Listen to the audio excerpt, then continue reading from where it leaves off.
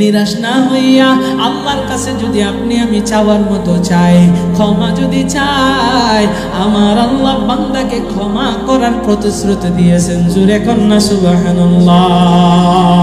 ইন্নাল্লাহা ইয়াগফিরুয যুনুবা জামিআ।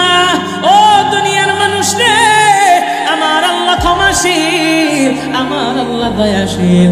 আল্লাহর মতো ক্ষমাশীল দয়াশীল কেউ নাই। আল্লাহ তাআলার কাছে বান্দা চাওয়ার মতো চাইলে আল্লাহ ফিরাইয়া দিবে না। কিন্তু আমি আপনি আজকে নিরাশ হইয়া বলি আল্লাহকে আমার দোয়া কবুল করবনি, নিয়তের ভিতরে ঢুকছে ভেজাল। যদি নিয়তে ভেজাল ঢুকে তাইলে কিন্তু প্রতিদান পাবেন না। বুখারী শরীফের প্রথম নাম্বার হাদিস, ইন্নামাল আ'মালু বিন্নিয়াত। এই হাদিসের বর্ণনাকারী কে জানেননি? এই হাদিস যিনি বর্ণনা করেছেন তিনি হচ্ছেন আমার মায়ার নবীর সাহাবী, জান্নাতের সুসংবাদ প্রাপ্ত সাহাবী। আশারায়ে মুবাশশারা 10 জন সাহাবী জান্নাতের সুসংবাদ পেয়েছেন। তাদের ভিতরে একজন যিনি খলিফা ছিলেন, যিনি আমিরুল মুমিনিন ছিলেন, হযরতে ওমর বলেন আমি এই হাদিসটা আমার মায়ার নবীর জবান থেকে নিজ কানে শুনতে পেয়েছি। সুবহানাল্লাহ।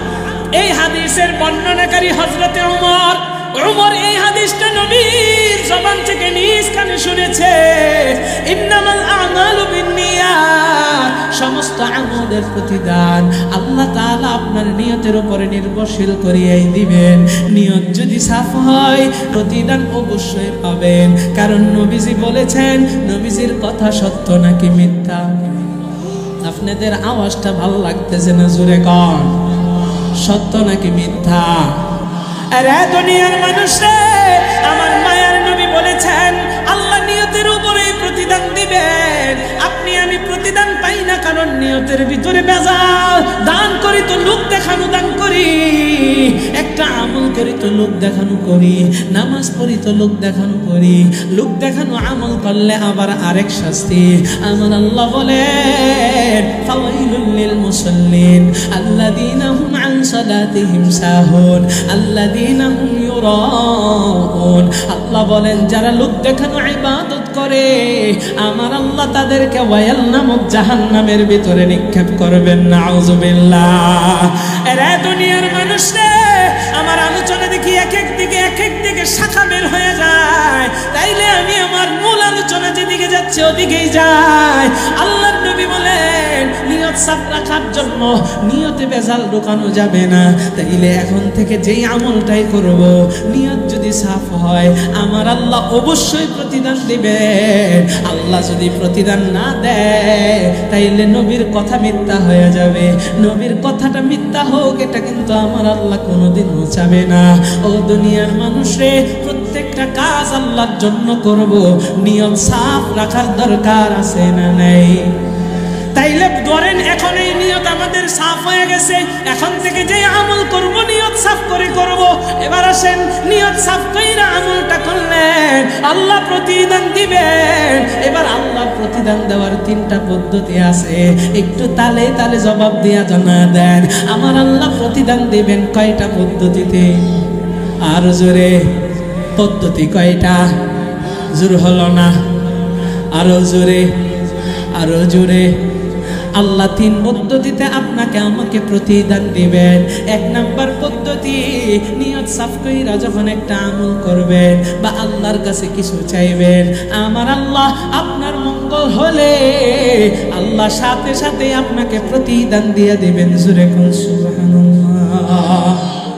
আরে বাসনাবাসী, এবার 2 নাম্বার প্রতিদান আমার আল্লাহ তাআলা দিবেন কেমনে? পদ্ধতিটা কি? আল্লাহর কাছে আপনি কিছু চাইলেন, আল্লাহ বান্দার কল্যাণ চাইলে 1 বছর পরে দিবেন, 1 মাস পরে দিবেন, 2 বছর পরে দিবেন, 5 বছর পরে দিবেন। কারণ আপনার আমার কল্যাণের খবর জানেন কে?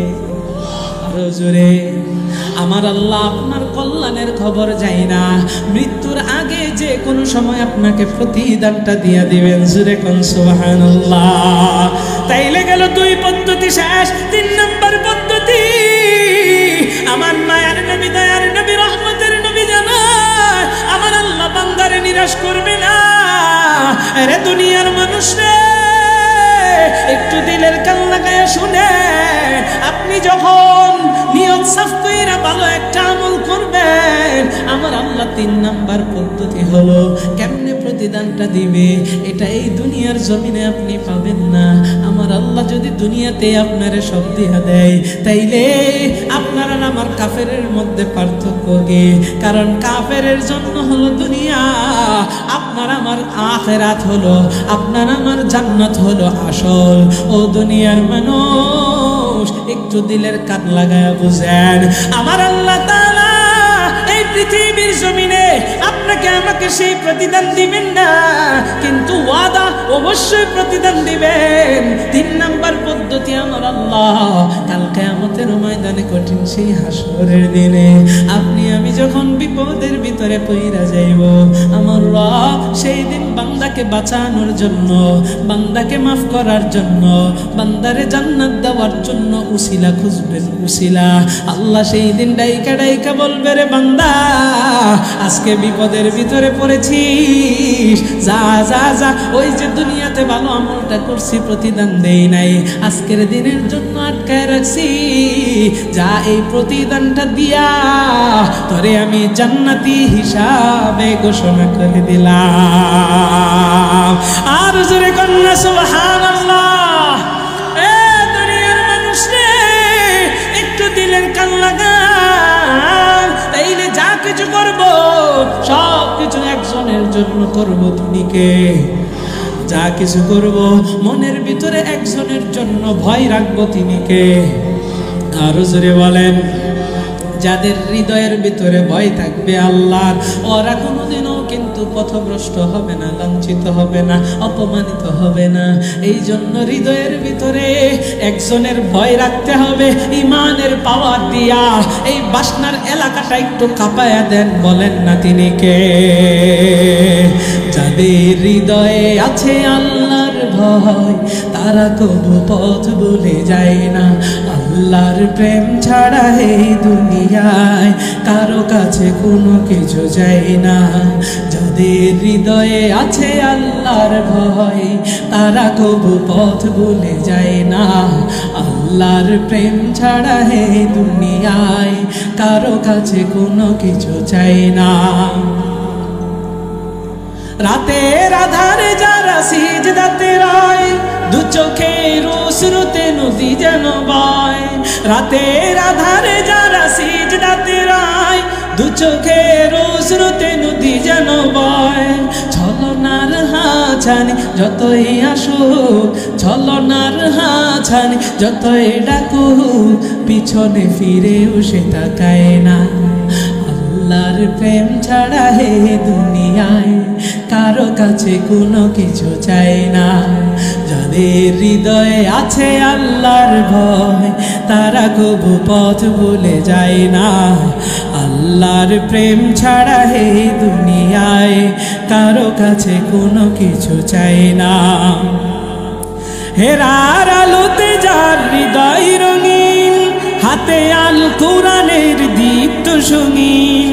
হেরার আলোতে যার হৃদয় রঙিন, হাতে আল কোরআনের দীপ্ত সঙ্গীন। সত্যের পথে যারা থাকে অবিচল, সত্যের পথে যারা থাকে অবিচল, শত্রুকে কবু ভয় পায় না। আল্লাহর প্রেম ছাড়া হে দুনিয়ায় কারো কাছে কোনো কিছু চাই না। যাদের হৃদয়ে আছে আল্লাহর ভয়, তারা কবু পথ ভুলে যায় না। আল্লাহর প্রেম ছাড়া হে দুনিয়ায় কারো কাছে কোনো কিছু চাই না।